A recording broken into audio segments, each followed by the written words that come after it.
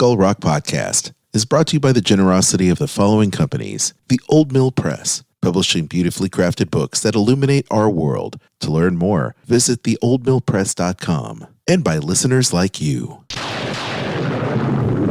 Aye, mateys, remember this as the day you sailed with the Skull Rock Podcast. Proceed at your own risk and mark well me words, mateys. Dead men tell no tale. Welcome to Skull Rock Podcast, the show about all things Disney and pop culture. Every week we take you behind the scenes of some of your favorite Disney films, theme park attractions, performances, books, music, and what's going on in this universe of entertainment. I'm Aljon Go, musician and longtime Disney, Marvel, Star Wars, and pop cultureist. And you can email me, Aljon, A-L-J-O-N, at skullrockpodcast.com. And I'm Dave Bossard, artist, filmmaker, author, and welcome to the Skull Rock Podcast. If you love Disney and pop culture, please subscribe to the show wherever you get your podcasts. You can also like and follow us on Facebook, X, Blue Sky, Instagram, LinkedIn, and on the Skull Rock YouTube channel. You can also email me at dave@skullrockpodcast.com. Well, Aljon, we've got a great show in store. I hope you had a great Easter weekend. Yes. It was busy as could be for me, but I know your allergies are attacking you. It's that time of year again, Dave. I think if you listen back at the years of podcast episodes around this time of year, you're going to notice that the allergies are winning and I'm losing. So, but that's okay. Well, yeah. You know, I got to say it was a busy weekend. Yeah. I did a coffee talk at the CTN studio in Burbank. Coffee talk. So what is coffee talk? The coffee talk. So what is that exactly? She actually refers to them as a salon. It's just a gathering of people from the animation community for these talks, and so I was a guest speaker there, and it was really a terrific turnout, which I was really pleased about. And you know, because you never know how these things are going to go, with it being a holiday weekend, it was doubly so. You know, so we were pleasantly surprised. It was a full house, and very interactive. You know, I just encourage people to just raise their hand if they had a question when I was speaking, and there was just lots of great questions about you know, the industry, the state of the industry, and you know, naturally people asking about AI, which we've talked about extensively on this program. Nice. I like that. I mean, it's really great that some organization like the CTN would put together a coffee talk, if you will, that really is a great way to communicate with people and kind of build a community around, you know, the creative art that is, you know, animation and all the surrounding, you know, the people and industries that surround animation. So that's really cool. Yeah, no, it was a lot of fun. And then on Sunday, I went and saw the Puppetoon screening. Oh, yeah. And there was a nice turnout for that. And I ran into some friends there. It was just, it's so great to see these classic animated films projected on a big screen. That's what they were made for. And so I really enjoyed going and seeing that. And a big shout out to Arnie Leibovit, who's been the guiding force with restoring those Puppetoon cartoons and doing these periodic screenings in Southern California. That's so cool, you know, and from my understanding, that's a state-of-the-art kind of facility. I mean, everybody in the industry is kind of pitching in to kind of keep that place alive and keep it vibrant and up to date. So that's really cool to see. Yeah, it's a beautiful movie house, you know. I mean, built in 1928, and I just think it's just great to walk into a large auditorium like that because they're so rare now. Yeah. I mean, I don't even know. Do you even have a large auditorium movie theater in Nashville? Are they all gone? I mean, it's all, you know, the corporate It's all the cineplexes now. multiplexes, It's right? all that now. Yeah. There really isn't anything like that. I mean, we had a couple of old mainstay theaters that have been around for decades that had finally just died during the pandemic, unfortunately, and Yeah, it's sad. that's just the way of the world, unfortunately. Yeah. But I tell you what, though, I'm super psyched. Who do we have on tap for today? Oh, we've got a great show. We've got master animator Roger Chiasson.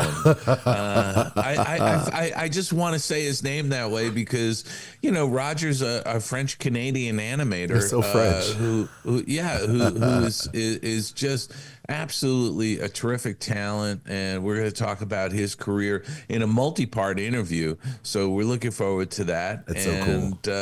Yeah, let's get on with the show. Well, absolutely. Well, gang, before we get into the meat and potatoes with our reviews, what we've been checking out this week and everything, we do have this Skull Rock Podcast answers your email. Mailbag is open, Dave. What's in it? Yeah, well, we got a really nice note here. It says, "Dear Dave and Aljon, I just had to write and tell you how great and extremely informative your last two interviews have been. Of course, I think all of them are. The show with Eric, Christopher, and Kevin about Not Just a Goof was so great and totally made me watch the documentary." Well, I'm glad to hear that because I thought it was a terrific documentary. Yeah.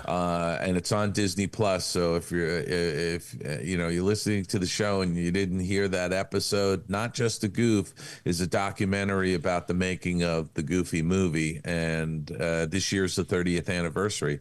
She goes on to say also the interview with Durham Groves about the book he wrote, Walt Disney's Forgotten Australia, was so interesting.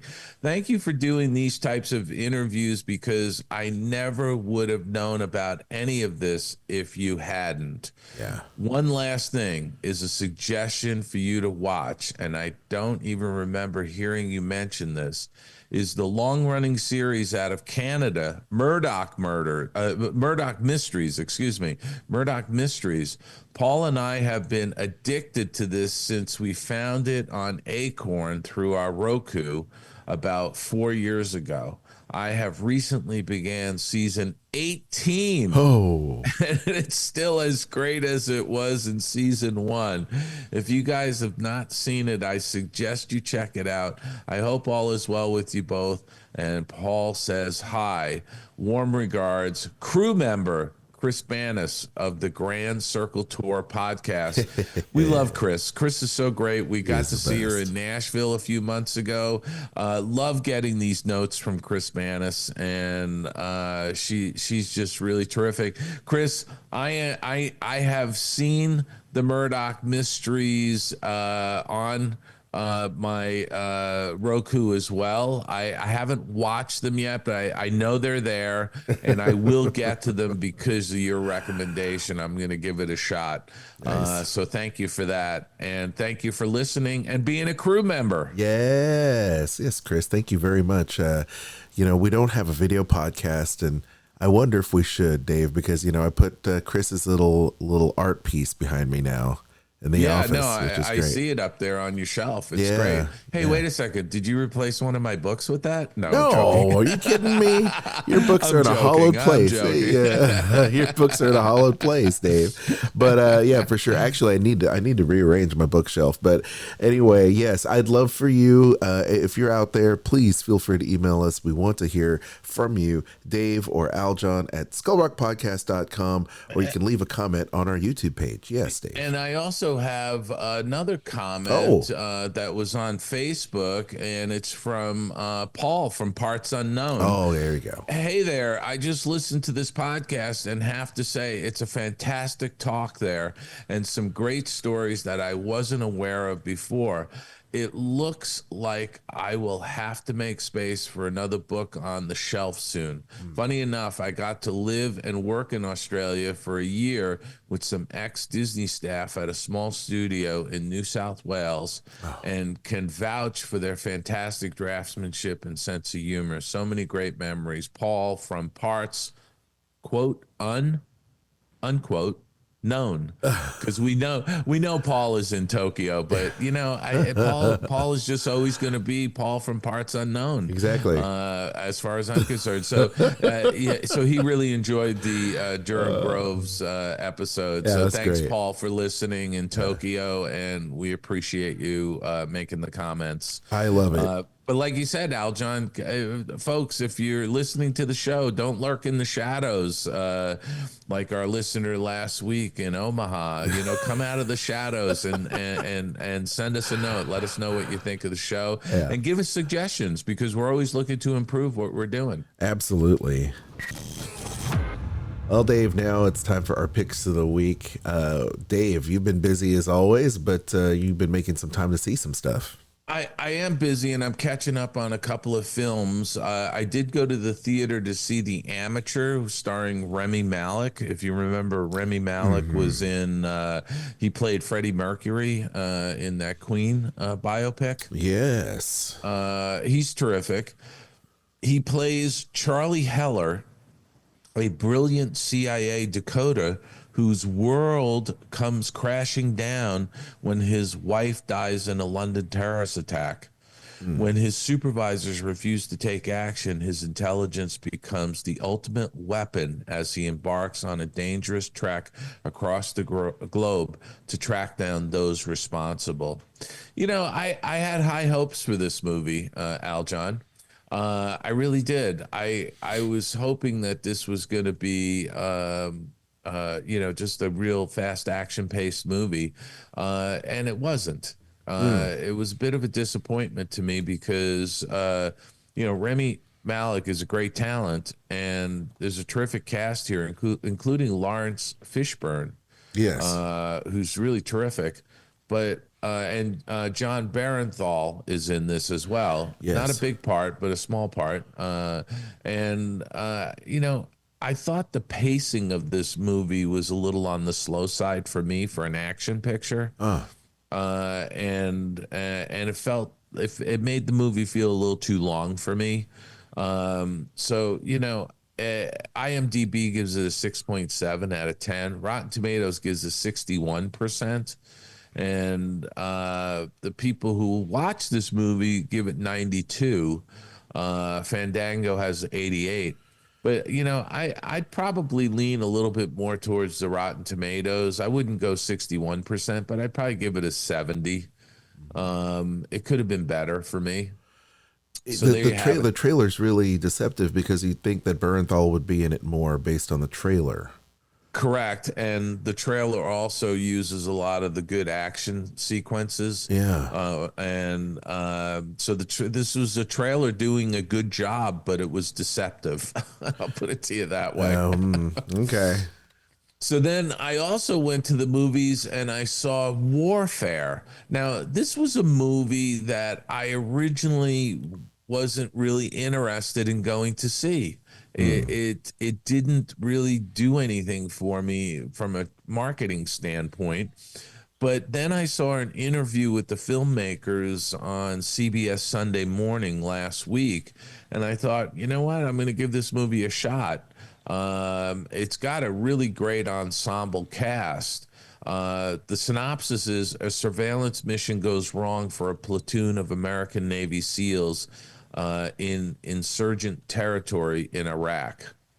And this is based on a true story, and it's sort of shot in real time. It's a 90-minute movie, and it's all about this unit in Iraq, in a city, and they come under attack, and they're basically pinned down inside a small house. And a couple of their buddies get, severely wounded, and they've got to call in, air support. They've got to call in some armored vehicles to get them out of this situation. And so, when one of the guys says they're 2 minutes out, well, they are 2 minutes out film-wise, So it's really well done.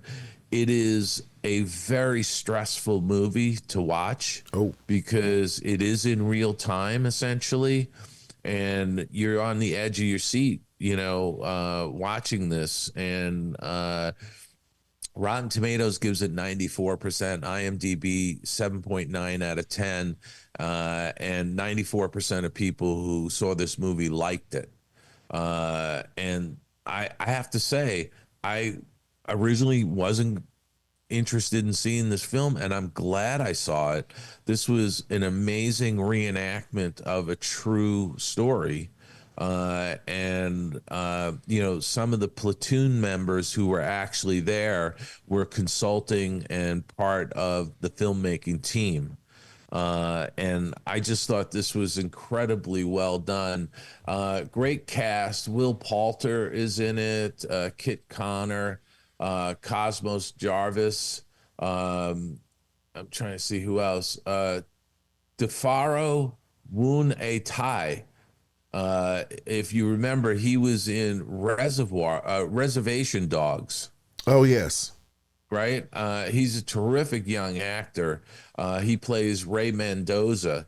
And he's just really did a great performance, I thought. So I give a thumbs up on this movie, and I would recommend this to anybody. You got to see this on a big screen because it's sort of intimately shot, and there's a lot of military action scenes that resonate, I think, more on a big screen than they would on a small screen. So that's what I saw in the movies. Interesting. On the small screen, I watched the first couple of episodes of Mobland on Paramount Plus. Now, Mobland stars Tom Hardy, Pierce Brosnan, Helen Mirren, Patty Considine. This is a really great cast. Mobland is a British crime drama television series created by Ronan Bennett, who is set to write the entire series. The series begins as The Donovans, an origin story to the Showtime series Ray Donovan, following the Donovan family. So this is really a terrific. And Tom Hardy is great. I mean, I'd watch Tom Hardy mowing my lawn. He is really a terrific actor. Pierce Brosnan is great. Helen Mirren is fantastic, as she always is. I highly recommend Mobland. It's got 79% on Rotten Tomatoes, 8.3 out of 10 on IMDb, and 88% of people who watch this like the show. I really I'm enjoying it so far. I'm going to continue to watch it as episodes drop. Now, I've talked about a sitcom called Ghosts, which is also, it's a CBS sitcom. It's on Paramount Plus. You can also watch it on Pluto TV and Fubo, I think it is also. This is a remake of a British sitcom. With a new cast for the American version. I've really enjoyed this series. Samantha, a cheerful freelance journalist, and her husband Jay, an up-and-coming chef from the city, throw both caution and money to the wind when they decide to convert a huge rundown country estate they inherited into a bed and breakfast, only to find it's inhabited by many spirits of deceased residents. The Departed Souls are a close-knit, eclectic group that includes a saucy Prohibition-era lounge singer, a pompous 1700s militiaman, a 60s hippie fond of hallucinogens, and an overly upbeat 80s scout troop leader. If the spirits were anxious about the commotion a renovation and B&B will create in their home, it's nothing compared to when they realize Samantha is the first live person who can see and hear them. This is a great, another great ensemble cast. I think this is a really funny show. It's been renewed, I believe, for a 4th season now. One of our listeners mentioned months ago that I think part of this is shot up in Toronto, or all of it shot in Toronto. Rotten Tomatoes gives it 97%, IMDb 7.9 out of 10. 75% of people who watch this like it. I really like this. It's a great cast. Rebecca Woonsaki plays Hetty Woodstone. She's absolutely fantastic. I think the writing is terrific on this show, and I really enjoy it. So check out Ghosts. It's a CBS show. You can also stream it on Paramount. Now, finally, I watched a couple of episodes of a new sitcom called Mid-Century Modern. Okay. Following three best friends, a gay men of a certain age who decide to retire together in Palm Springs after an accidental death. Nathan Lee Graham, and Matt Bomer are the three main characters that play the three gay men. Mm-hmm. And Linda Lavin is in this. This is like the last thing she did before she passed away. I was gonna say she's from Alice, the TV show Alice. Yeah. And she's funny. Nathan Lane is really terrific. He's just got comic timing down, you know, and the way he delivers his lines. He's got some of the funniest lines in this show. He's really great. Nathan Lee Graham is also, I think, a funny character, but I have a problem with Matt Bomer. Now, you remember, Matt Bomer has been in some great shows like White Collar. Remember White Collar? Yes. That was a terrific show. But Matt Bomer is forcing an effeminate stereotype of a gay man. Mm-hmm. And it just didn't work for me. I think he would have been better off just playing himself and delivering his funny lines, you know? Interesting. It just, I think he's perpetuating a negative stereotype, you know, of a gay man. And that was kind of a downer for me for this show because I was expecting more. Anyway, Rotten Tomatoes gives it an 87%. IMDb gives a 7.6 out of 10. And 91% of the people like this who watched it. It's on Hulu. It's, you know, if you've got Disney Plus premium subscription bundle, you've got Hulu. So you can watch this on Hulu. You know, again, it's a brand new sitcom. The first episode was a bit flat for me. The second episode got a little bit better. I'm going to watch a few more episodes and see if it continues on a trajectory of improving. But again, I just kind of am on the fence about this one right now. Well, it seemed, I mean, Nathan Lane seems, I mean, hilarious in the trailers for it. And it's from the creators of Will and Grace. And it's, you know, you have a lot of high expectations for something like this when you. Yeah. And by the way, James Burrows. Yes. You know, of Cheers fame, he's directing episodes and is a producer. Yeah. So, you know, they've got a lot of great people attached to this, but boy, I think that Matt Bomer should tone it down a little bit and you know, just play himself. Well, maybe they'll find their legs and. That's what I think, you know. Yeah. But I just think he's just a little too over the top. That it's a little bothersome. Yeah. So I get it. Anyway, so that's what I've been watching. What have you been watching? Well, Dave, it is concert season time, and I was checking out the Coachella live stream. I don't know if you watch Coachella at all. But, you know, I usually see highlights, but I had no idea there was a live stream for it. So, yeah, they do it on YouTube. So you can go back and check out all the stuff going on for Coachella.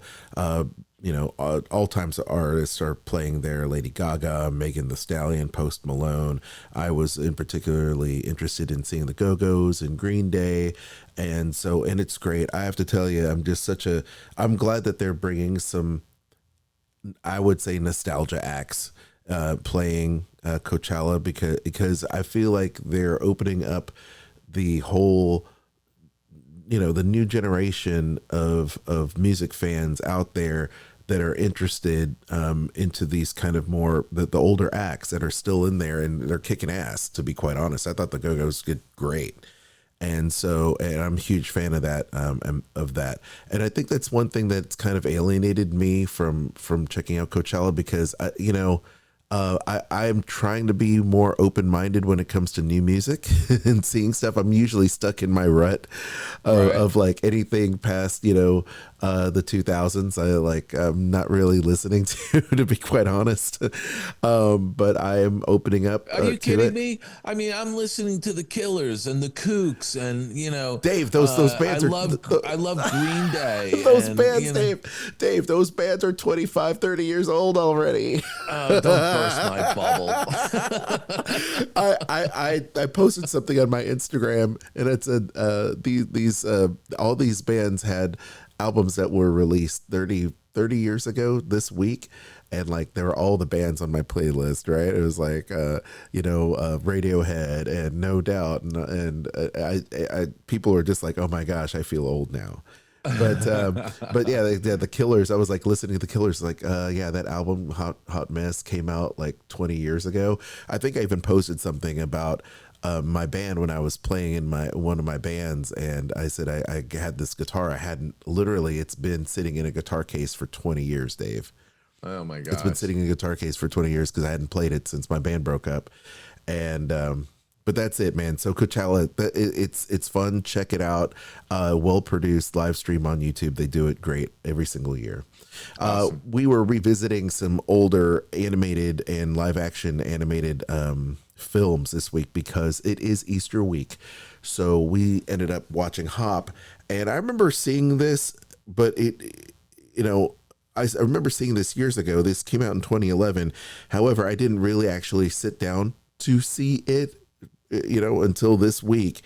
And it is about the Easter Bunny and the teenage son heading to Hollywood, determined to become a drummer in a rock and roll band in LA, and is taken in by Fred after the out-of-work slacker hits the Easter Bunny with his car.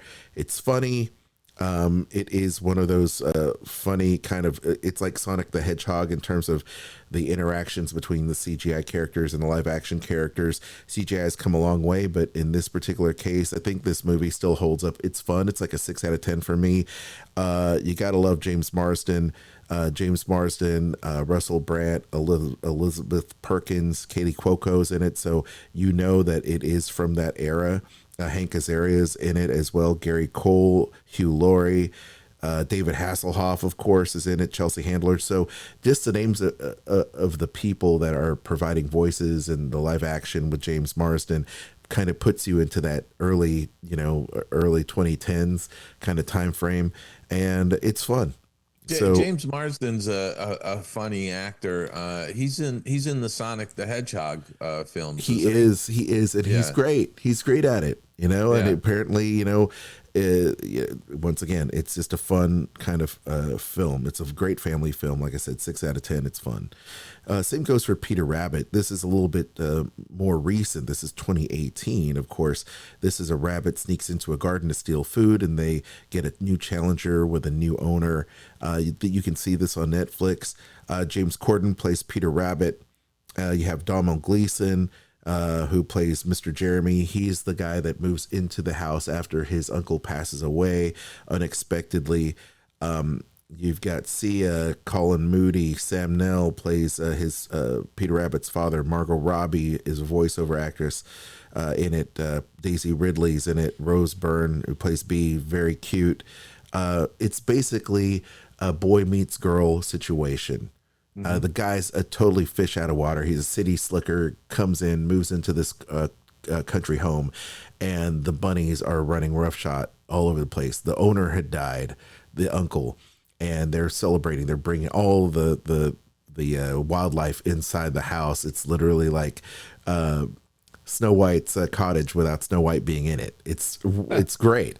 So and then all of a sudden the show's over because here comes the nephew coming in to clean up the house, and of course he falls in love with the next door neighbor. The bunnies are a menace, but they end up turning things around, and it's fun. So check it out if you haven't checked it out. It's a fun family movie. I will also say that Daredevil continues to be great. Handmaid's Tale is still great as well. I've been watching those. Black Mirror is back, and I have not delved into the new season, but I did do a rewatch of the previous season to kind of get me back into the mood. So if you're not familiar, Black Mirror is a series on Netflix. It's been around for several seasons now, and it's basically a Twilight Zone anthology type of series. Every episode is a new piece of the puzzle into the Black Mirror universe of how technology it can be ruining people's lives. You know, it can totally take over someone's life, and it's a very Twilight Zone-esque, and there's a lot of social ills that they kind of talk about in terms of social media, about technology, and it's cautionary tales, Dave. And a lot of that stuff has been known to pass in recent years. It's amazing how much technology has evolved, especially with artificial intelligence, over the past 5 years since this show started prior to the pandemic, right?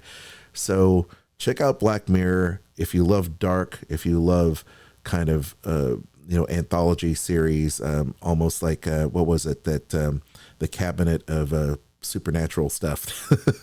Now I can't remember it. But anyway, you'll love this show. So check it out. That's basically it. That's all I've been watching this week. A lot of rewatches, but getting ready for some new stuff with Black Mirror, the new season, and The Last of Us. That's actually launching this week as well. By the way, I didn't mention it, but I did watch the first episode of the new season of The Last of Us, and it's just I'm looking forward to it. It's awesome. Okay, that's great. That's all I needed to hear.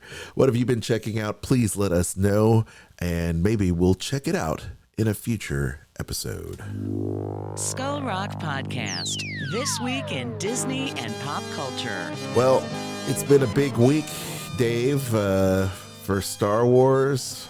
What else can I say, Dave? You have some brand new news about The Mandalorian and Grogu. Right, this was all like film. the big Star Wars celebration in Tokyo, right? Absolutely, yes. So Star Wars Celebration is like the D23 Expo or Comic-Con. It happens every few years, and they just now have the one in Tokyo just happened, and I did see some of the live stream footage of it, and I'm glad that they decided to share some of those announcements with the world. So tell us a little bit about what's going on with Star Wars, Dave. Do you have that story? I saw this this blurb about the Mandalorian and Grogu. They showed the trailer for it, and it's a big screen movie. Yeah. And frankly, I can't wait to see this. I love The Mandalorian. I think it's great. And I'm just excited. I'm really excited about this movie, and I'm excited about the future of Star Wars. And there's a lot of different Star Wars projects that are actually coming down the pipe. And by the way, I think next week, is it the 22nd? Maybe it's later this week. Yeah. The new season of Andor is dropping on Disney Plus. Yeah, absolutely. So, I mean, there's a lot of stuff that Star Wars fans will be able to enjoy. I am really excited because people were speculating about some of the new cast of this Mandalorian and Grogu movie. And here you go. Sigourney Weaver's in it. Wow. Yeah, it's amazing. Sigourney Weaver's awesome. And she's such a great actress. I mean, people love her for playing one of the original badass female superheroines of Ripley in Aliens. And I love her in Galaxy Quest as well. She's been in Working Girl, so many great films over the course of her career. And then here she is in Star Wars. It's like, man, my geek brain exploded because now she gets to be there. And then it looks like we're going to be getting more of a helmetless Pedro Pascal in this film, which is great because it's like, take the helmet off already. Yeah. Take the helmet off. I mean, I want to see Pedro Pascal. I mean, this guy is on a tear, being on The Last of Us and every huge movie that's been out over the past 5-6 years. Yeah, and he's going to be in the Fantastic Four, the Marvel Fantastic Four that's coming out next month, Dave. I know. Yeah. I mean, this is going to be huge. So I'm looking forward to seeing it. They look like Jabba the Hutt's cousin or his little nephew Rada the Hutt has all grown up, so I can't wait to see how that comes out. So a lot of great footage coming out from Star Wars Celebration Japan. Looks really, really cool. A lot of stuff to sink our teeth into, as it were. Now, how about this? DreamWorks Animation reveals new film Forgotten Island sets for a fall 2026 release. Tell us a little bit about this comedy adventure that's going on. I mean, DreamWorks Animation. The thing I would say is DreamWorks has been on a tear lately. Mm-hmm. I mean, they put out The Wild Robot last year, which I think was one of the best animated features of 2024. I mean, they're just putting out good films. Mm-hmm. And I look forward to this one. It looks interesting because this one is actually close to my heart, being that it's because of a Philippine mythological lost island. Of course, I'm Filipino, so there you go. I mean, it's great. And then you also have the directors in there, Manuel Mercado and Joel Crawford in there as well. So it looks like they're putting in some Filipino storytelling in there.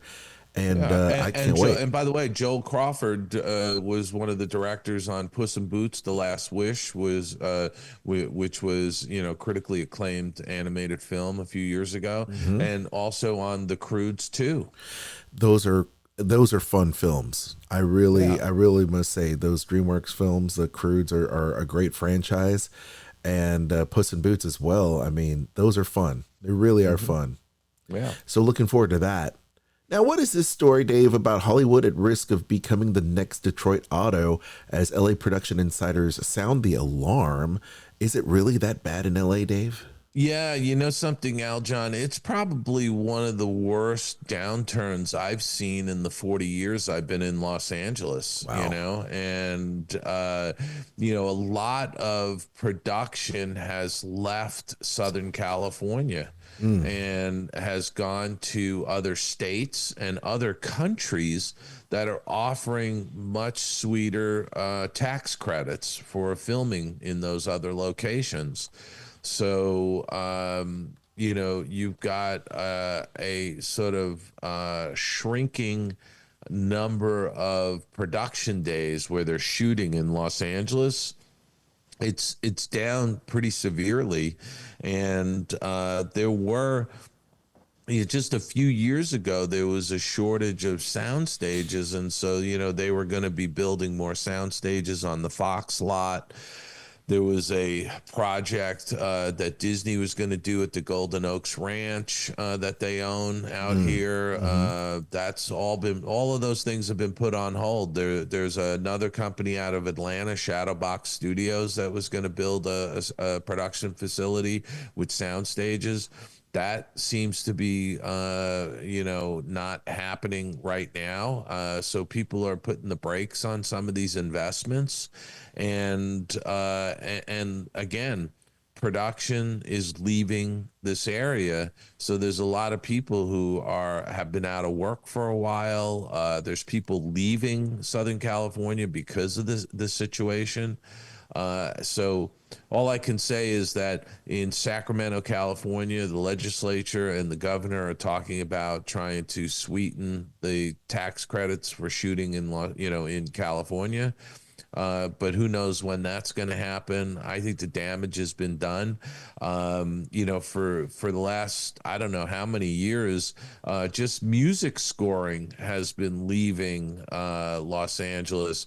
A lot of film scores now are being done out of Prague. I think that's kind of sad, because I think some of the best music scoring musicians are here in Los Angeles. I mean, some of the top musicians for film scoring are here, and it's a shame that a lot of this stuff is going. It's going to London, it's going to Prague, it's going to other places. I don't know if the genie is so out of the bottle now that they'll never get it back in, and it's going to be difficult for them to try and put the productions back into Southern California. I mean, they're gonna, at some point you offer you're going to be offering so much in the way of tax credits to get people to come back that at some point it's just not, you can't do it.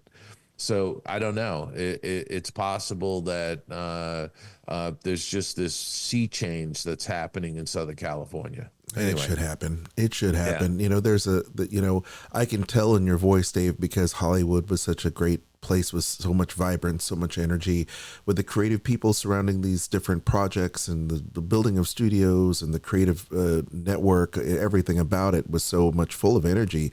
And now it just seems people are downtrodden. So hopefully, remove some regulation to get these businesses back in working form.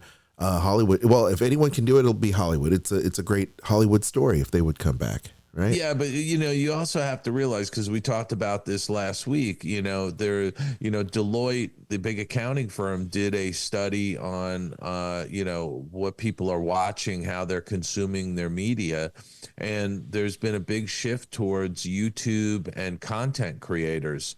And so you've got this whole new generation of media consumers that are turning to other platforms and not necessarily to the streaming channels, and that's going to be problematic going forward.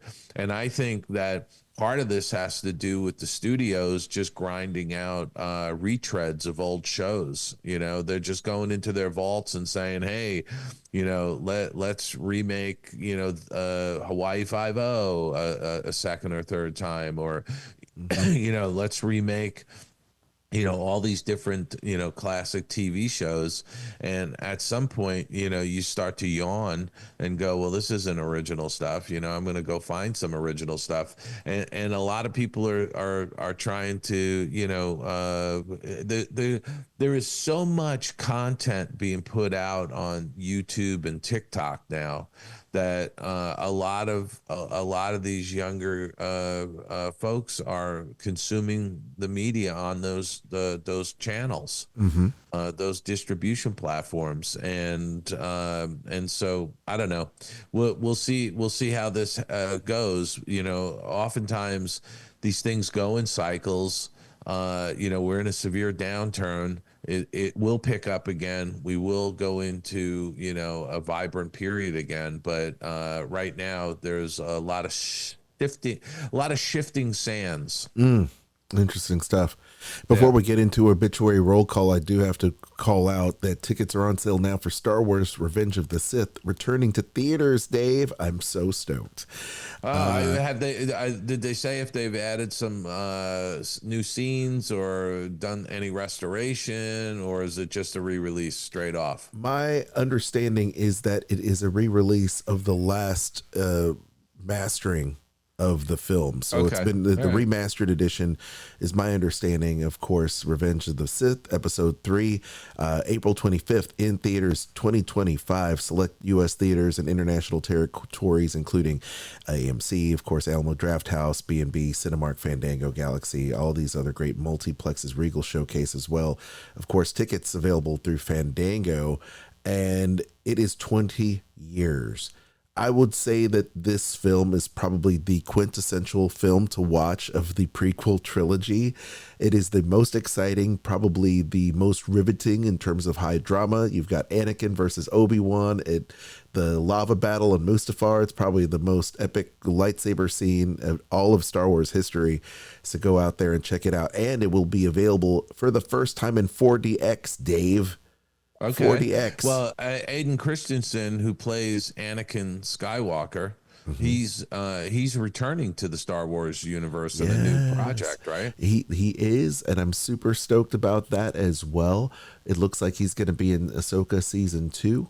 They are going to be doing more stuff with Anakin. You know that he kind of had a little bit of a cameo in Ahsoka season 1, coming back kind of in a flashback in there as well, with young Ahsoka back reprising his role of Anakin Skywalker. I am super looking forward to all of that stuff. Super excited. Obituary roll call. All right, Dave, this week, let's celebrate the life of these individuals. Wink Martindale, prolific game show host, passes away at the age of 91. I knew him from watching Tic Tac Doe growing up, and I think even Press Your Luck, but a lot of people had no idea that he'd presided over 20 types of programs, forging a radio and TV career in Memphis and becoming pals with Elvis Presley. I had no idea that he was even a rock and roll disc jockey. I just knew him from hosting. Yeah, I know. I think everybody remembers him as a game show host, but he was a rock and roll DJ. Like you said, he was friends with Elvis. He not only hosted a lot of these game shows, he also produced game shows. Unbelievable. He had an incredible career, and he lived to be 91, which is amazing. And quite frankly, when I saw this obituary come through, I said to myself, "Gee, I thought he had died a few years ago." Oh yeah. So, Alex Trebek, Chuck Woolery, Wink Martindale, they're all going, Bob Barker. Unbelievable. Yeah. I mean, it's the whole Game Show Network. Well, it's the end of an era, It really a lot is. of these guys are leaving us. Absolutely.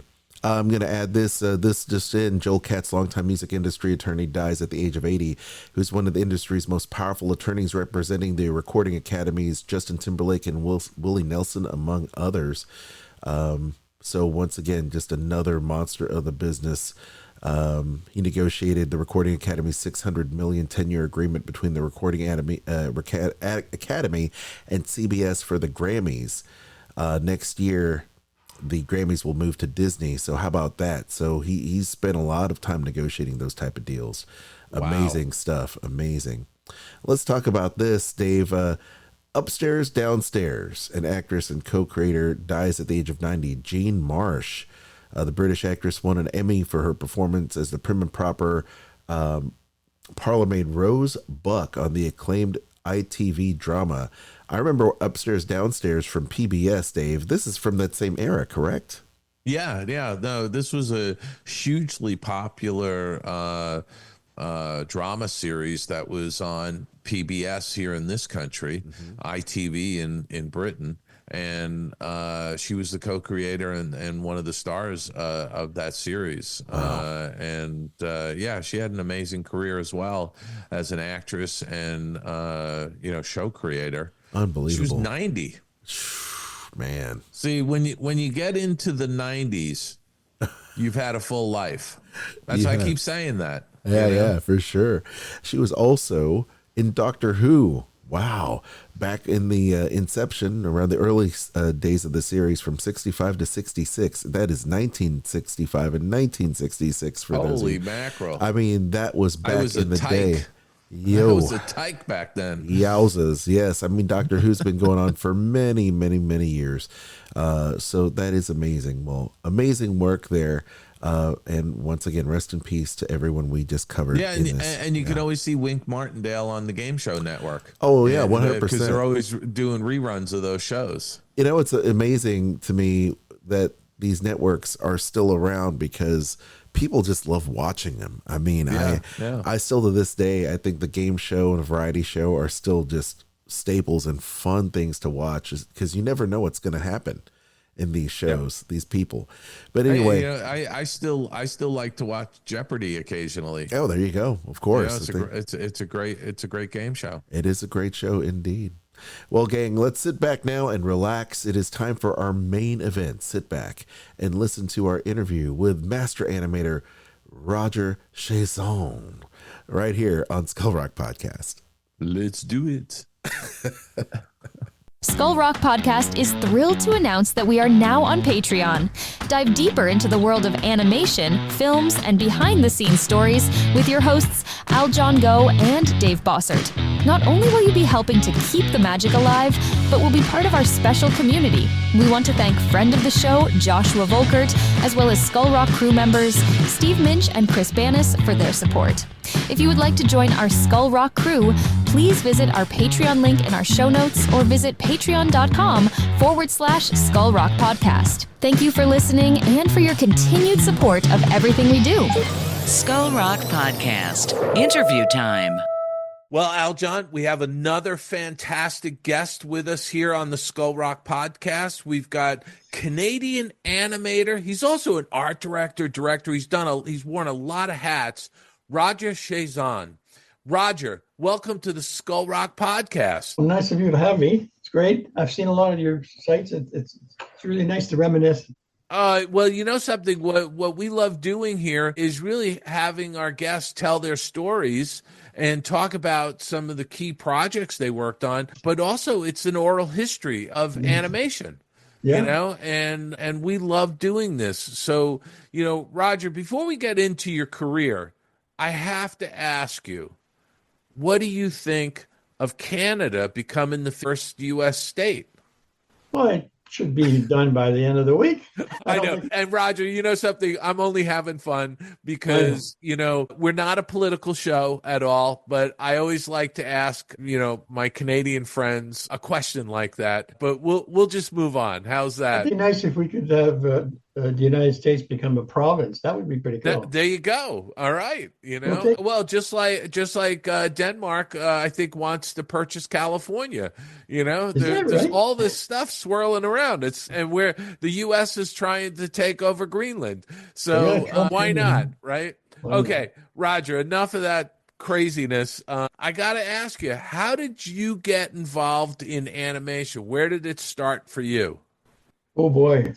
I think I was 2 or 3 years old, and I used to draw all the time. My parents, he draws everywhere, on the wall, under the table. And I was always interested in animation, not animation, but in drawing cartoons, drawing. And then as I grew up, I went through like public school and all that stuff. In 1960, my parents moved to Toronto from New Brunswick. I was from the East Coast. And so in those days, I could only speak French and a little bit of English, very little English. Yeah. All my brothers, 4 brothers, we showed up in Toronto. We had to learn English over 3 or 4 months and then enroll in high school.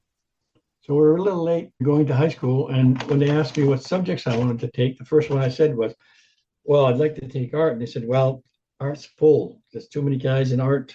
Everybody wants to take art because it's an easy credit. And anything else you want to do, we can give you like Latin or music.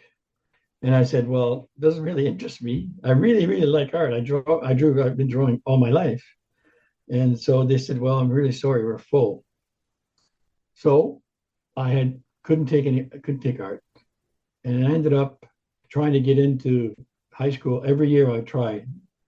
Grade 9, nope. Grade 10, 11, 12, all the way to 13.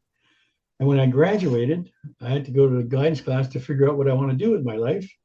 And they asked me, what do you like to do? I said, I like to take art, but you guys would never let me do it. But I used that as only like motivation, because even though I wasn't able to take art, because the kind of art they did that in high school was basic. It was more craftsy almost, right? Yeah, I would go to libraries and I get books on animation, cartooning, and I would copy the drawings and learn how to draw. Even when I was like grade 1, 2, and 3, the first character I ever drew was Quick Draw McGraw on the back of his Sugar Pops or whatever. So I see, okay, this is his hat. It's like a mountain and another little mountain and a big mountain. It's like a hat. And then there's a tunnel. That's his ear. And I would just literally, I knew nothing about structure drawing, right? Just basically where the lines go. And then I met this other kid in my class. He was in grade 3, and he knew how to do that Donald Duck. Very basic. So that's how it started. I started drawing all these characters, different characters. And I kept that up until just before we moved to Toronto. And at that time, it was 1967. Hanna-Barbera was at its peak. They used to have all these great shows. It was like Johnny Quest and all this stuff, really exciting new stuff. I was really interested in all that. I was designing my own. And I would my brothers and I would sit in front of Saturday morning and they go, draw that guy. And I would be able to look at it and remember and draw it. And then they would take it and ink it and they would paint it and I would put it on the wall. And I had all 4 walls and the ceiling partially. I got to ask you a question. You said you spoke French as your primary language. First off, Newfoundland is beautiful. That's a beautiful part of Canada. I've been up to Per Se Rock and up in that whole region. But how was it? I'm always envious of people who can speak multiple languages. How difficult was it for you to learn English being It was a bit difficult, but once you get into it, you get the flow and everything, and people don't speak, when they speak versus how they speak. People usually don't speak slowly, so you miss things. Yeah. It's a bit tough at school the first year. Yeah. And, but because I had French, I had to take French in school. Everybody takes French in high school. So that In was your Canada. primary language. So you So, aced. so the guy who taught me French in grade 9, I knew more French than he did. He used to ask me questions. So what I would do, he said, you can do whatever you want in the class. So I was drawing in my class. Yes, I did most of my drawing in his class. He says, I don't mind. I can't teach you anything. As a matter of fact, my older brother became a French teacher because it was easy for him to do. He was like, he already Yeah. knew. And through him is how I found out things like Asterix and all these things. And he says, look at this. And I go, oh my God, where'd you get this? He said, there's a library that was selling all these French comic books. And so that was a great asset to have. So I was feeding on anything I could get my hands on. I mean, it's before the internet. Sure. And then just kept on drawing.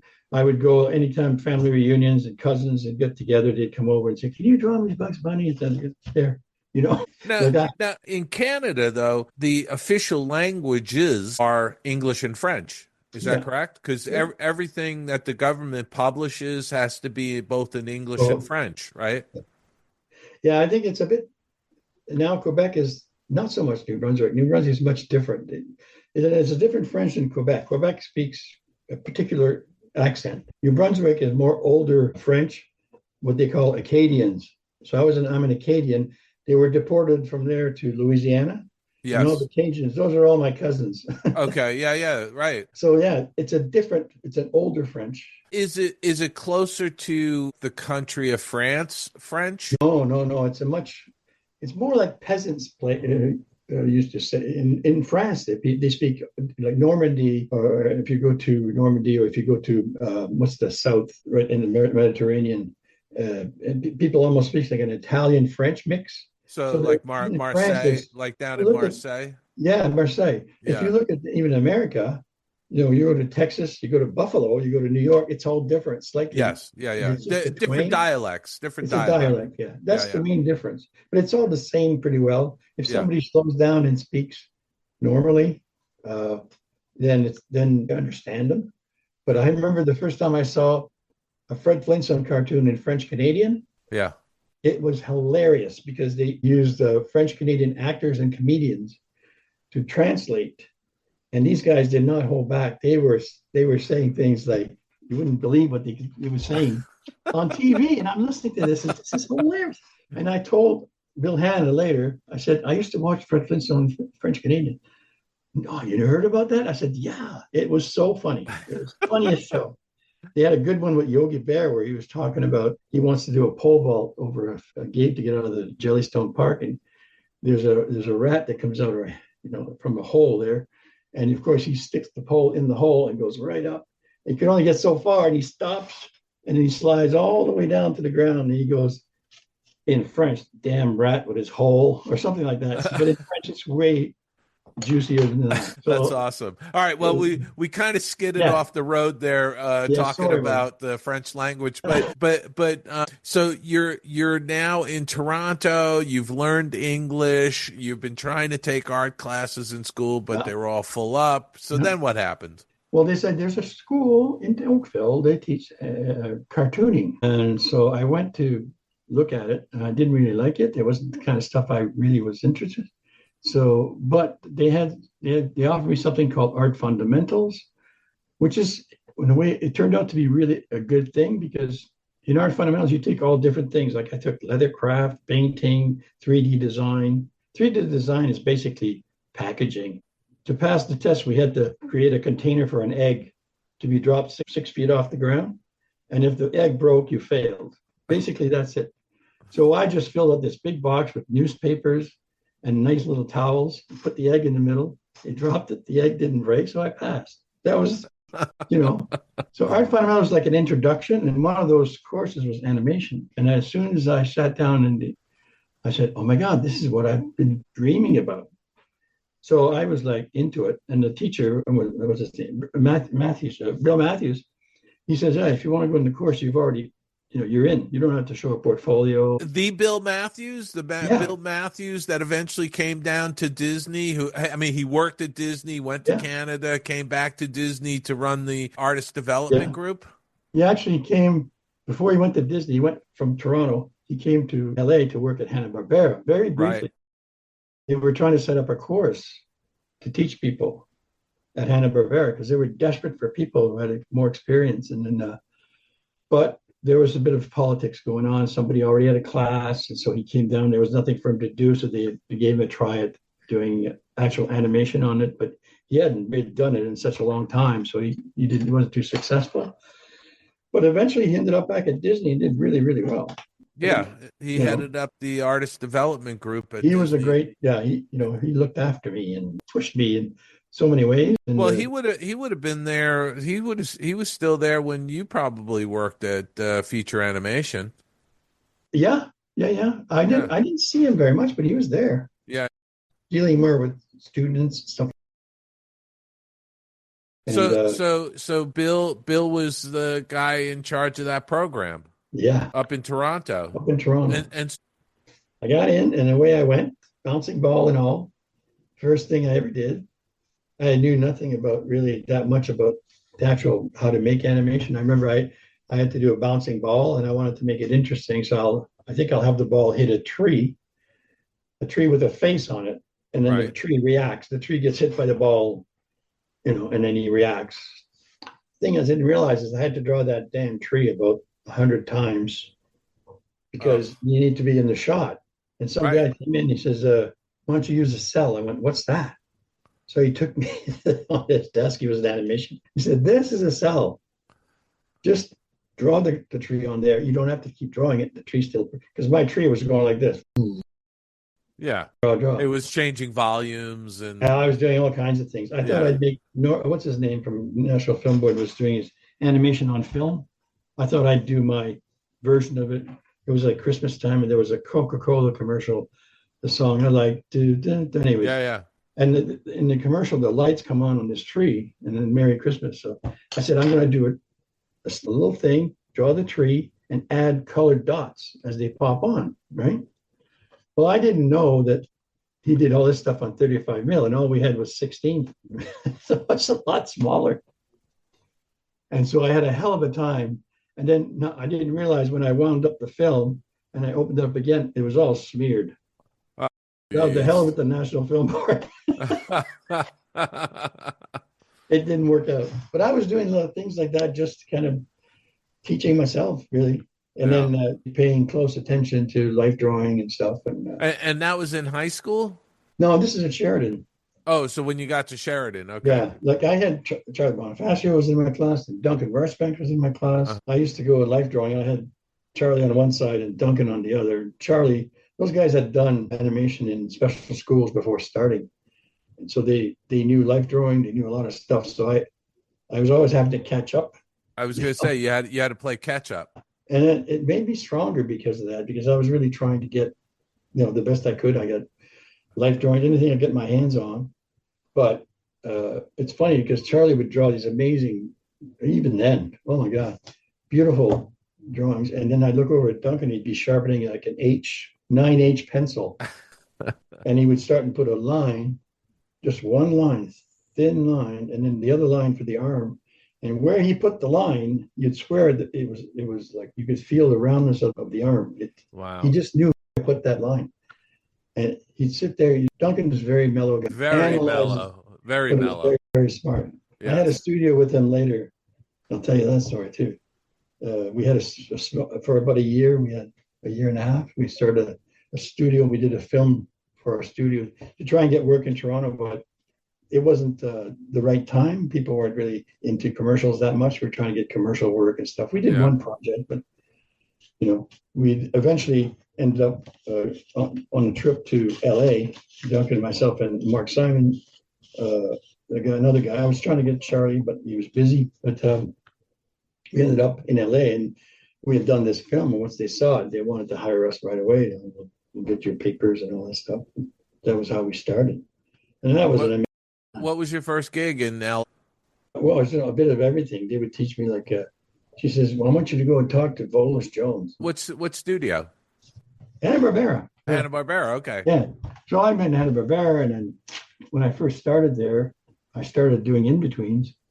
And then somebody came up and says, oh, this is not how you do in-betweens. So you got to line up the corners of the paper like this and just trace it, and you put the film together, and then your character is perfect, which works.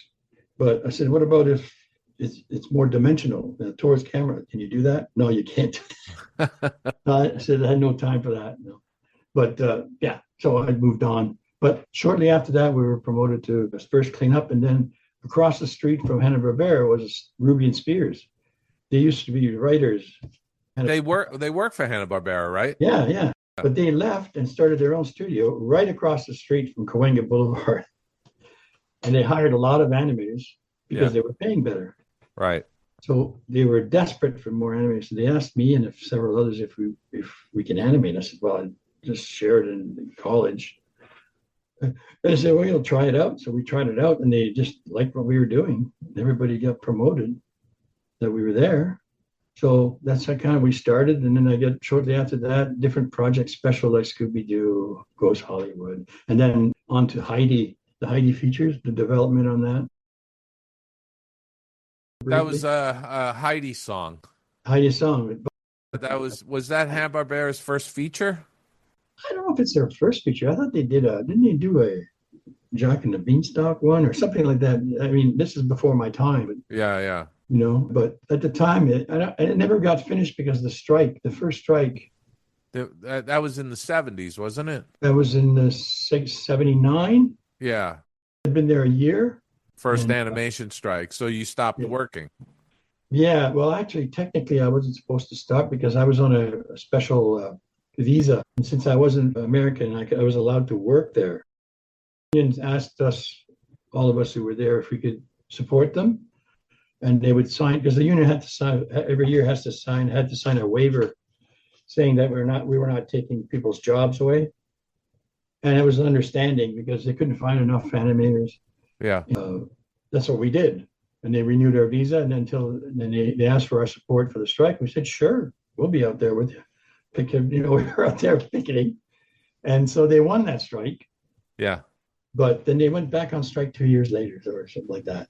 And that second strike was the one that was sort of a death blow. What happened was this, right? To be honest, what happened was the head of the union met with myself and a couple of some guys from England, from Mexico, and they said, look, we need your support. And we said, sure, no problem. If you do this, we'll gladly renew your H-1 visa, no problem. And when they won that strike, they notified Hanna-Barbera they were not renewing anybody's visas. Really? So we were basically kicked out. After they agreed to do it for you? Yep. I called the head of the union myself. I said, you told me to my face, nothing I could do. So Hanna-Barbera was in a pickle because they were worried about if we told the guys who were there, it was about 30 of us, if we had to go home, it was right in the middle of production, they couldn't afford to have anybody let go. So they said, don't tell anybody right now. We can't tell them. We figure out maybe something we could do. I said, well, you can't. Some people just arrived. Some people, I said, you got to tell them. This is like, so basically when I went home, I called the people there, everybody to meet with me, and I told them, me let go. Wow. Hanna-Barbera couldn't keep me. They were going to keep giving me my green card, and they said, we can't do that anymore. So back to Canada you go. So you had to go back to Canada?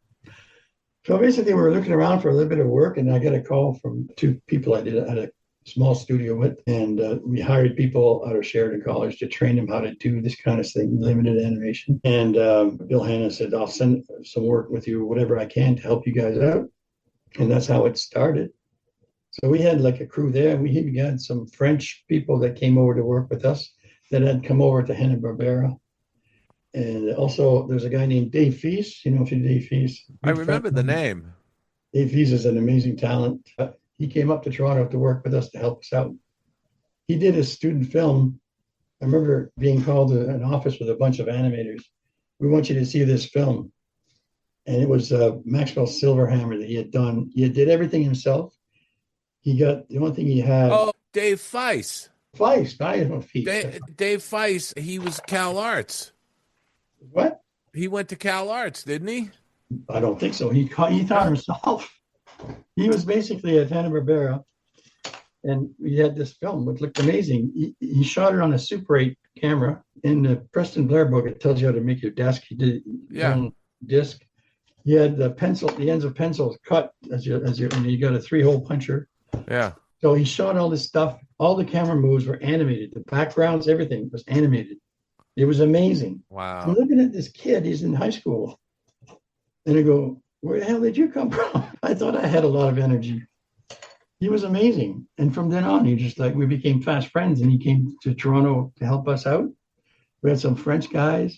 They came as well. Eventually, one of them went back to France and had his own studio and helped start out the Gobelin. Stéphane Bernasconi, he's like another really good.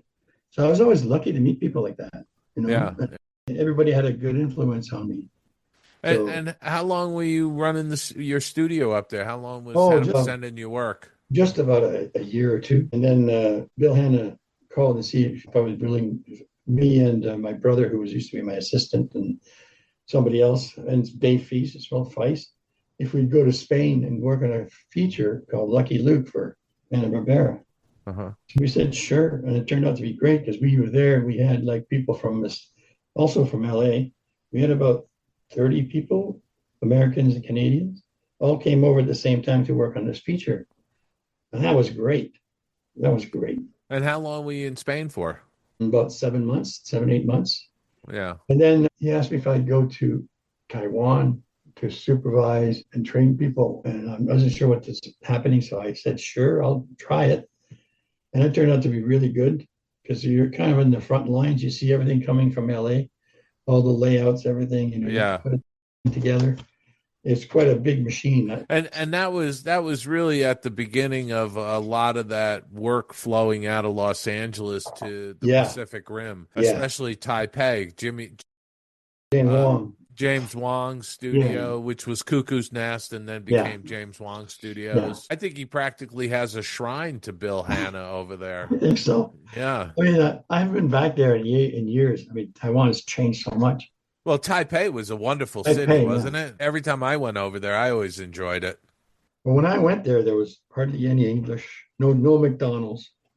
There was one Kentucky Fried Chicken, I think, and the French fries were made of sweet potatoes. Wow. They didn't know any difference.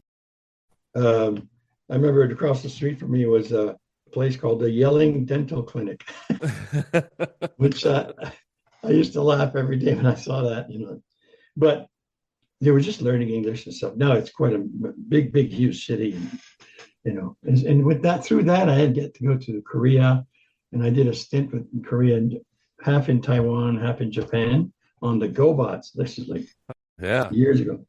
And that turned out to be a very strange experience because they thought I was the director and the creator. And I'm just, well, what's the interior of the spaceship look like? I don't know. Find out. We'll find out together.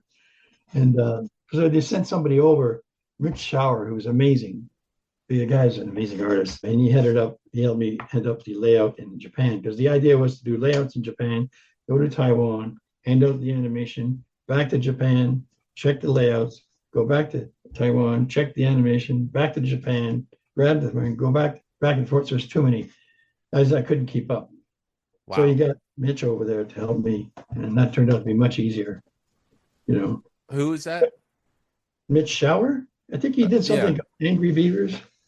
Oh, right. Okay. His own show, and such a talent, And then so we, but I didn't want to stay there very long. I would maybe 5-6 months in Asia, but I was always go back to London to do commercials because if I stayed in Taiwan, you're not really working on your animation. You're just supervising. You're a supervisor, right?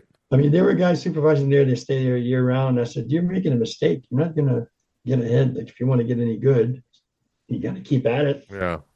So I made sure I was in London. So London turned out to be an amazing place because that was probably the best animation. About what time? What year was that? That was way before Roger Rabbit, a couple of years at least. Dick Williams still had his shop going. Yeah, he was working with Thief and everything. It's funny because I didn't want to go to a studio at all. I was scared because everybody heard stories about Dick, how he was hard to get along with and stuff. And I never found that to be the case. I always got along very well with him. He turned out to be the best guy because what happened is how I got on Roger Rabbit is that after doing all these commercials, we did like pop videos, which was great. Pop videos are so much fun. We did like Grace Jones, the Queen video. Who's the guy? Three Little Birds, Jamaican guy. I forgot his name. Anyways, we did a video with them. Basically, what happens is in England at those days, in those days, they did a lot of pop videos for the heyday of music, and we would just give the director of the video of the pop video our animation, and usually we maybe get on the average maybe 3 days, sometimes if we're lucky a week to do anything we wanted. I worked on a thing called Paul Hardcastle, Just for the Money, and it's basically with Bob Hoskins, who then was just a regular actor, and who's the famous British actor? He's passed away. Laurence Olivier. Yeah, he was in there. Filmed him in the video. You see his face talking, narrating the video. Yeah. And you can see he's old, he's not well. And then Bob Hoskins gets on, he starts doing this like gangster kind of character. And so we just basically did whatever we wanted and just submitted it to the director, and he would cut it in. Like, of course, they have so many live action stuff. They want to break it up with some animation. Like I did a break dancing gangster, and we didn't have anything really equipment. So I did the gangster on paper with markers, and I just black and white.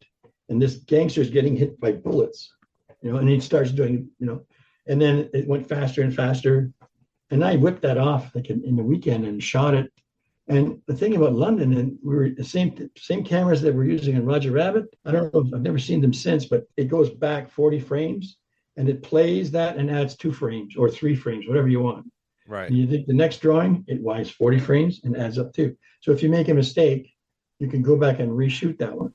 Yeah. So eventually you build up the video and it's broadcast quality. It's thick 3/4 inch. So we would give that to the director and he would place it wherever he wants.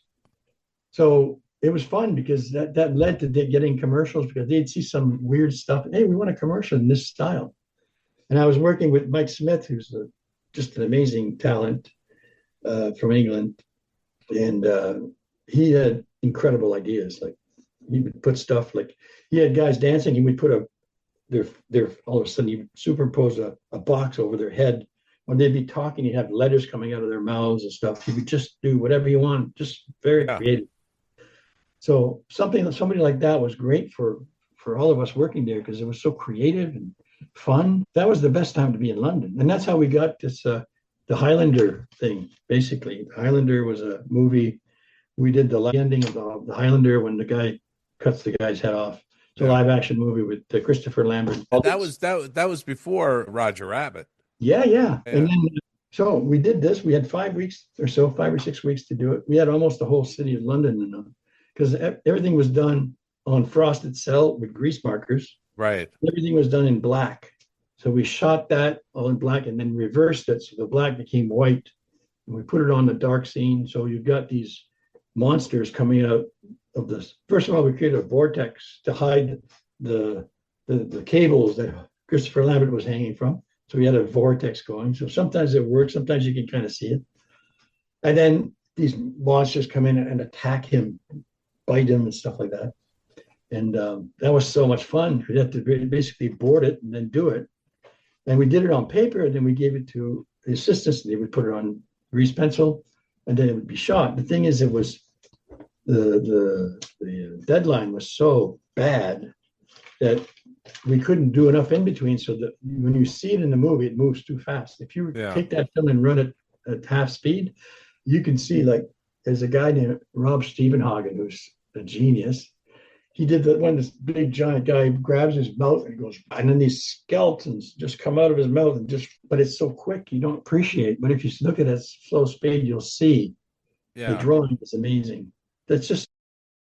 I mean, you said that you didn't have enough time, but I mean that's typical of the commercial business during that period, right? Because I remember working on commercials, freelance, and the production schedule sometimes was 8 or 10 weeks for the entire commercial, start to finish, everything. Yeah. I had sometimes 5 weeks, 6 weeks, but it was usually I had five weeks, and I had to come and clean up as well, follow you up. So it was about 9 to 10 weeks. Yeah. But I'm saying like literally from the storyboard to the finished, commercial, you had, if you were lucky, you had 8 weeks.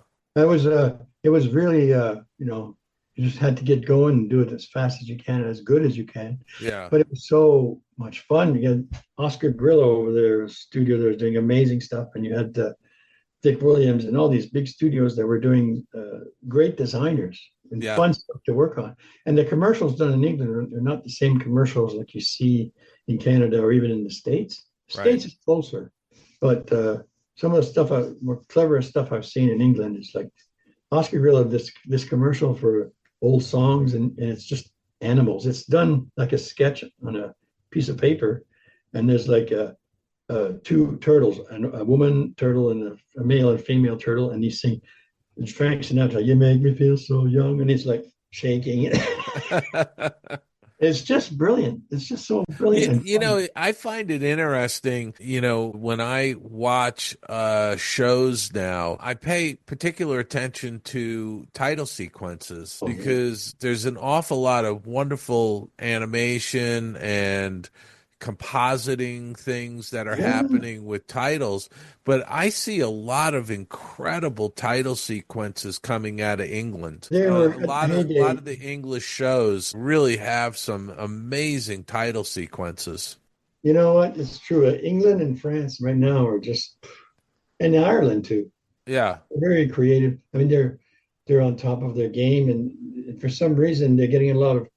The main thing about Canada, it's very difficult to get anything produced in Canada by a Canadian company because you got the States right there.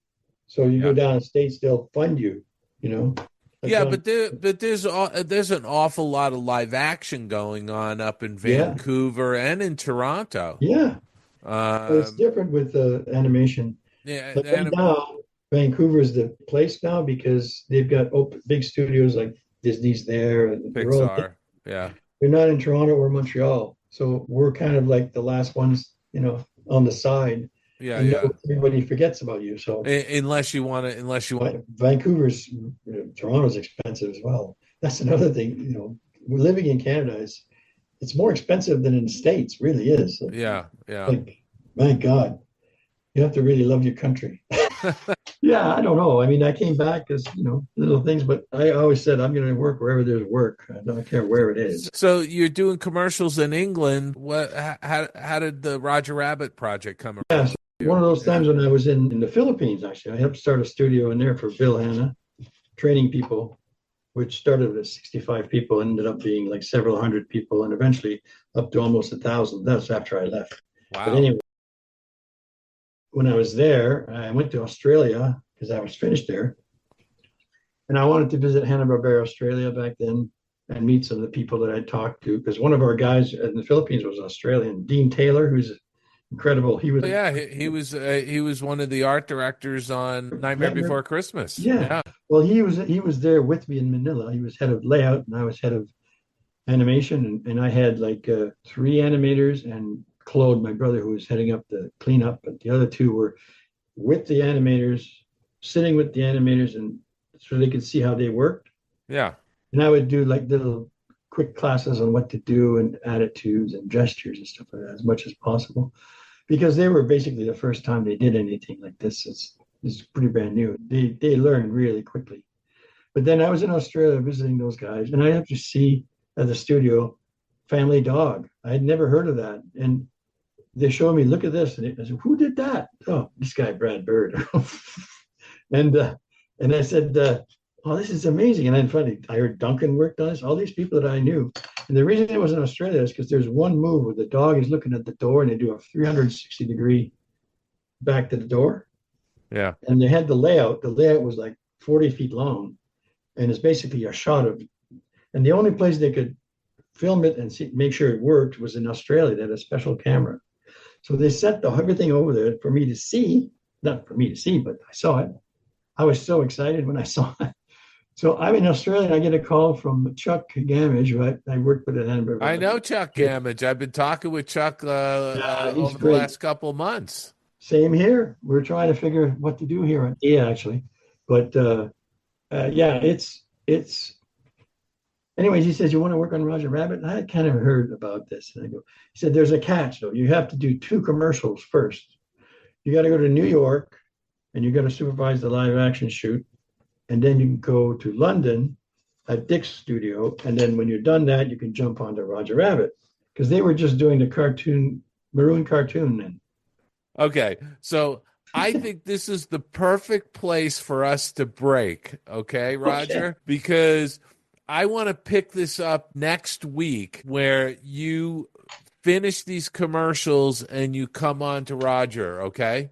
Onto Roger Rabbit. That was an exciting time. So I want to say thank you for being on the Skull Rock podcast, and I look forward to picking up this conversation with you next week, where we're going to really dive into Who Framed Roger Rabbit. Okay, all right. We'll see you next week. Hi, I'm Mark Simon, the godfather of storyboarding, and if you rock, you listen to Skull Rock podcast. Your attention, please. Now loading on track number 1. For a trip around Walt Disney's Magic Kingdom. Skull Rock Podcast. All aboard. Your Main Street to the world of Disney. All right, Dave, wrapping up Roger Chiasson. What a great guy, man. A great interview with Master Animator. And can you believe it? Are we going to have another part with Roger coming up in just a little bit? I can't believe it. Yeah. We've got Roger over the next several weeks talking about his career and talking about animation. It was a real fun conversation, I think, to have with him, and I'm just looking forward to our listeners hearing the whole thing. I love it. I love the deep dives that we do on this show. And gang, once again, thank you so much. You've made it till the end. Congrats. Don't forget to like, share, and subscribe to our show everywhere you find podcasts. If you're listening to us on YouTube, thank you so much. Be sure to subscribe as well. Give us those thumbs up and leave us those comments as well. We really appreciate that. As they say, as the kids say, Dave, smash that subscribe button. And every time you'll get new content, you ring the bell for notifications, and every time we put up a new show on YouTube, you'll get notified. We would appreciate it if you check out that feed as well. Even if you check out the audio feed, just go ahead and like us on YouTube. Follow us on all the social media as well. LinkedIn, Dave and I are both on there. We're on X, we're on Facebook, we're on Blue Sky. Please check it out. Check out our entire archive of shows at skullrockpodcast.com. And send us the email. We love to read your emails. Aljon, ALJON, or Dave at skullrockpodcast.com. You can also check me out on Instagram, AljonGo. I'd appreciate it. You can also check out my other podcast that I host with fellow Disney fans, my wife, Kristen, as well as Kat R. Corey with Dining at Disney. 1 episode every single week. Check it out. Also check out our friends at Source Radio who promote this show at srsounds.com. Dave? Well, Aljon, I'm getting ready to go back into the SiriusXM studios in Hollywood to record new episodes of The Tunes Behind the Tunes. April, right now, we're featuring Almost There from Disney's 2009 hit, The Princess and the Frog. I got some nice comments, by the way, from listeners on social media saying that they've caught the show and they've really enjoyed it. So check it out on SiriusXM Disney Hits Channel 133. You can also get signed copies of any of my books at theoldmillpress.com, including my latest book, Find Your Happy Place, the 8-Step Guide to Boosting Your Creativity Through a Personal Retreat, gold medal winner at the Fire Book Awards. And also, Tina Price was really kind to give away 10 copies of that book on Saturdays when I was at that coffee talk at the CTN studios last Saturday. Good. So anyway, you can get the books at theoldmillpress.com. And of course, you can always go to davidbossert.com, check out all the free content that I have there and some free stuff that you can send away for. So with that, Aljon, I'm going to say go out, have a fantastic week, everybody. Be kind to one another, and we'll see you back here next Monday, right here on the Skull Rock Podcast. If you're looking to take your next Disney vacation and want it as stress-free as possible, I encourage you to reach out to my wife, Kristen. with themeparksandcruises@gmail.com. Kristen, what is this week's travel deal? Well, right now, if you are looking to enjoy the Epcot Flower and Garden Festival, which is just around the corner, I have the perfect deal for you. Right now, you can save up to 25% on rooms at select Disney Resort hotels. That's going to be from now through April 30th. If you are staying at the deluxe or deluxe villa resorts, that's where you're going to see the 25%. If you're staying at moderates, you're going to see more of the 20% and 15% at your value resorts. And again, this does have limitations to it, of course. So, and you can stay a minimum of 1 night, or you can stay up to 14 nights. So you can enjoy 2 weeks at 25% off if you want to. Okay, if you are looking to book that deal or any other ones for Walt Disney World, Disneyland, any of the cruise lines, whether it be those big ocean boats or the little river cruises, I can do all of that. You just contact me at themeparksandcruises@gmail.com.